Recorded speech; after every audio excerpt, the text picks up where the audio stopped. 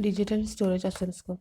It is electronic measuring instrument which measures different parameters related to electronics, which are AC, DC currents, voltages, RMS average or duty cycle of a waveform.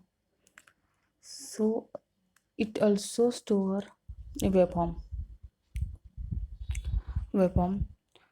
So digital storage oscilloscope replaces the unreliable storage method used in analog storage method with the help of memory. The memory can store data as long as required without degradation. It also allows the complex processing of signal by high-speed digital signal processing circuits. In this digital storage oscilloscope, the waveform to be stored is digitized and then stored in digital memory. The conventional cathode ray tube is used in this oscilloscope, hence the cost is less. The power to be applied to memory is small and can be supplied by a small battery. Due to this, the stored image can be displayed independently as long as power is supplied to a memory. Once the waveform is digitized, then it can be further loaded into computer and can be analyzed in detail. So this is a digital storage oscilloscope block diagram. There are three main functions of a DSO: data acquisition, storage, and data display. Now data acquisition. For that, sample and hold and ADC, that is analog to digital converter blocks, are used. Now when the input waveform is present at this input, it get attenuated by this input attenuator and again it get amplified, vertically amplified, so that vertical data present get vertically amplified using this vertical amplifier. After that, output is given to the sample and hold. Now this control logic sends a control signal to different parts of DSO so that these parts operate synchronizingly.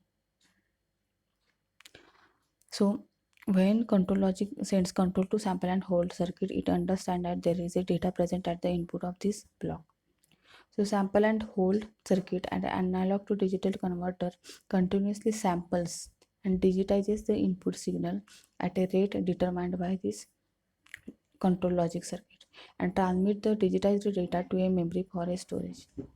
The control circuit determines whether the successive data points are stored in successive memory location or not, which is done continuously by updating the memories. Now data storage. The memory is used to store data. When the memory is full, the next data point from the ADC is stored in the first memory location, writing over the old data. The data acquisition and the storage process is continuous till the control circuit receives a trigger signal from either the input waveform or an external trigger source. When the triggering occurs, the system stops and enters into the display mode of operation, in which all or some part of memory data is repetitively displayed on the cathode ray tube. Now, third function is a data display. In this, a cathode ray tube is used. Now, there are two digital to analog converters, DACs, are used, which gives horizontal and vertical deflection voltage for CRT. Data from the memory gives the vertical deflection of electron beam, while the time-based counter gives the horizontal deflection in the form of staircase sweep signal. The screen display consists of discrete dots representing the various data points, but the number of dots is very large. So they blend together and appear to a smooth continuous waveform. The display operation ends when the operator presses a front panel button and commands the digital storage oscilloscope to begin a new data acquisition cycle. Now this is working about DSO. Now applications of DSO for measurement of AC/DC parameters, for measurement of alternating signals such as RMS average, duty cycle, measurement of frequency, time period, phase difference for periodic, non-periodic waveforms, the transient parameters of fast changing waveforms such as overshoot, rise time, fall time, etc. Mathematical operations such as addition, subtraction, integration of various waveforms can be obtained, used to measure slow moving parameters such as temperature of the day.